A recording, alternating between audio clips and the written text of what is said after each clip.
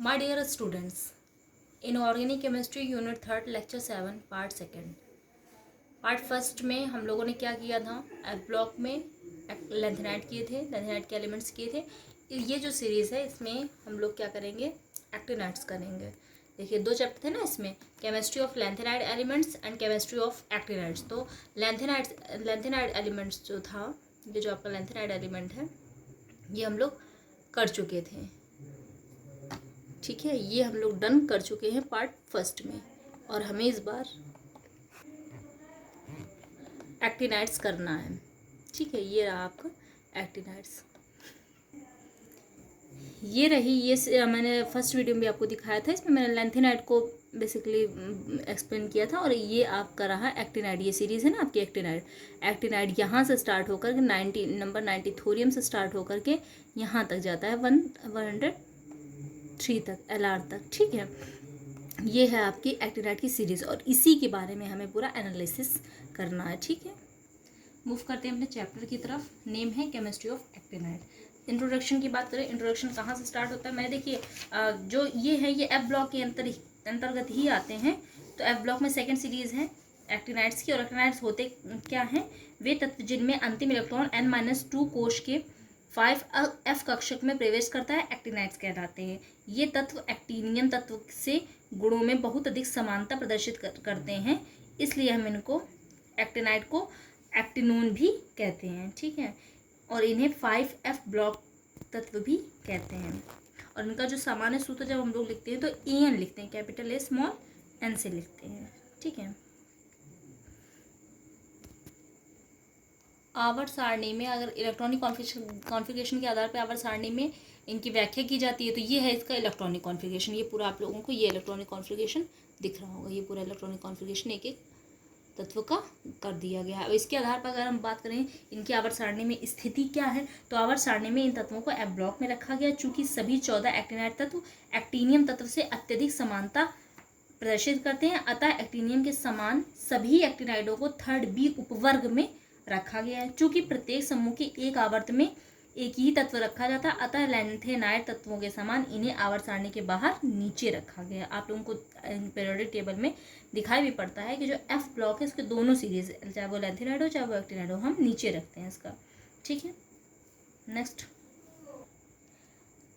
ये इसके कैरेक्टरिस्टिक में ये हो गया आपका आवर्त सारणी। और आवर्त सारणी के स्थान के अनुसार मैंने ये भी बता दिया कि इनका स्थान क्या है। दूसरा क्या, ऑक्सीडेशन स्टेट, जिसको आप हिंदी में बोलते हो ऑक्सीकरण अवस्था। ऑक्सीडेशन स्टेट क्या है, एक्टिनाइडों में परिवर्ती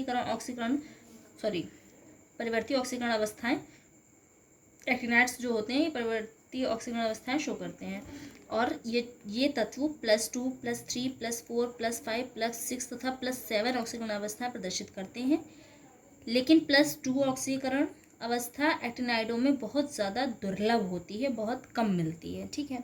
नेक्स्ट क्या है आपका, मैग्नेटिक प्रॉपर्टीज़, यानी चुंबकीय गुण। चुंबकीय गुण किस तरह से शो करते हैं, ये एक्टिनाइड्स जो होते हैं आपके लेंथेनाइड की तरह एक्टिनाइड में भी 5f कक्षक में अयुग्मित इलेक्ट्रॉन के कारण एक्टिनाइड भी अनुचुंबकीय होते हैं। नोट द पॉइंट, ये पॉइंट आपने नोट किया कि अयुग्मित इलेक्ट्रॉनों के कारण एक्टिनाइड भी अनुचुंबकीय होते हैं और लेंथेनाइड भी आपके अनुचुंबकीय होते हैं। नेक्स्ट क्या जाता है, आयनिक रेडी।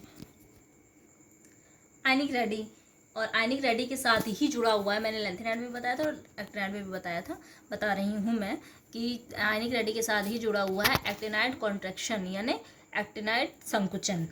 क्या होता है, एक्टिनाइड आयनों की त्रिज्याएं परमाणु क्रमांक में वृद्धि के साथ कम हो जाती हैं, ठीक है। ये इंपॉर्टेंट पॉइंट है कि जो एक्टिनाइड होते हैं इनके आयनों की जो आयनों की त्रिज्याओं की बात कर रही हूँ मैं, आयनों की जो त्रिज्याएं होती हैं वो परमाणु क्रमांक में वृद्धि के साथ साथ कम हो जाती हैं।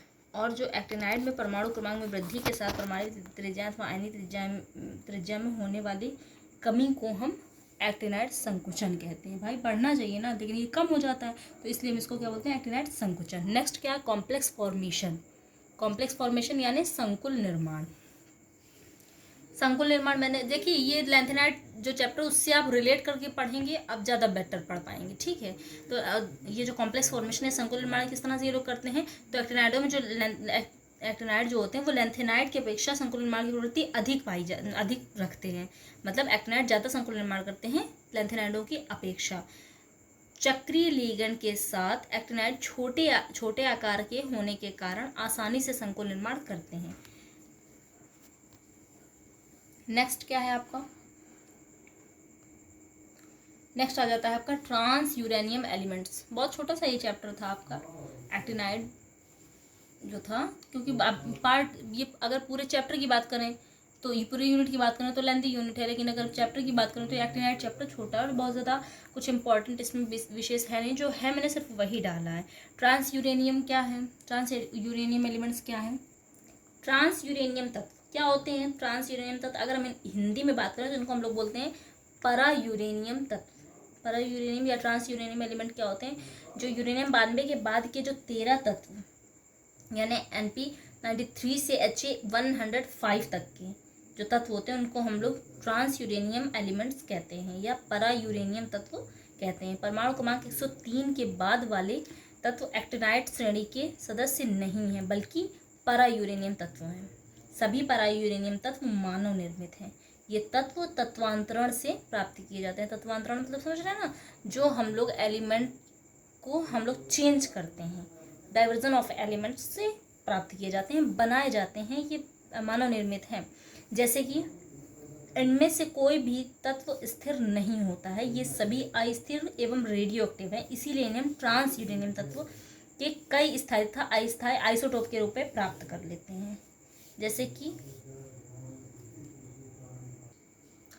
ट्रांस यूरेनियम में ये जो अगर हम आइसोटोप की बात करें तो ये जाहिर सी बात है, ये सारे के सारे यूरेनियम के ही आइसोटोप्स हैं, यूरेनियम में से ही प्राप्त किए जाते हैं। आप लोगों को पता होगा कि अल्फा बीटा गामा रेज निकलती हैं किनसे? रेडियो एक्टिव एलिमेंट्स से, और उसी के दौरान जो बनते हैं वही सब उससे जो प्राप्त होते हैं उनको ही हम ट्रांस यूरेनियम बोलते हैं। मतलब उनको क्या बोलते हैं, इस अगर सेंस में बात करें तो उनको हम बोलते हैं, जैसे नेप्टीनियम है तो नेप्टीनियम 93 है, इसको हम क्या लिखते हैं? मान लीजिए आपने क्या लिखा, जैसे मान लीजिए आपने 92 यूरेनियम 238 लिया, ठीक है, 92 उसका एटॉमिक नंबर है और 238 मास नंबर है यूरेनियम का, ठीक है। तो आप इसमें क्या किया, आपने न्यूट्रॉन ऐड कर दिया, या ऐड हो गया न्यूट्रॉन, तो इसमें क्या हो जाएगा, न्यूट्रॉन को क्या लिखेंगे, 0 और 1 लिखेंगे ना, तो इसमें क्या होता है, मास नंबर पे एक ऐड हो जाता है, तो 92 यूरेनियम 239 बन जाता है। और ये जो यूरेनियम 239 है कुछ समय पश्चात, मैंने कहा ना ये स्थायी नहीं होते, कुछ समय पश्चात ये बीटा अपने अंदर से रिलीज करते हैं। और बीटा रिलीज करने का मतलब कि एटॉमिक नंबर में 1 की वृद्धि हो जाती है, तो 92 से 93 बन जाता है, और 93 239 को ही हम बोलते हैं नेप्टीनियम, ठीक है। तो इस तरह से ये बनते हैं कि किसी में क्या हो जाता है, न्यूट्रॉन ऐड करें, किसी में हीलियम ऐड किया हमने, न्यूट्रॉन निकल के आया बाहर, और किसी में बीटा निकल के आया बाहर। तो इस तरह से ये क्या मतलब परिवर्तित होते रहते हैं, ट्रांसफॉर्मेशन का चलता रहता है, और इसी तरह से हमको ये प्राप्त होते हैं, इसलिए क्या होते हैं, स्थायी नहीं होते हैं, ठीक है। तो ये हो गया आपका कौन सा चैप्टर, एक्टिनाइड्स, एक्टिनाइड एलिमेंट या केमिस्ट्री ऑफ एक्टिनाइड्स हो गया। लेंथ हम लोग फर्स्ट पार्ट में कर चुके हैं, और ये यूनिट आप लोगों की फिनिश हो जाती है। इसके देखिए नोट्स जो हैं, जो मैं वर्ड्स बोलती हूँ उसके नोट्स बनाइए।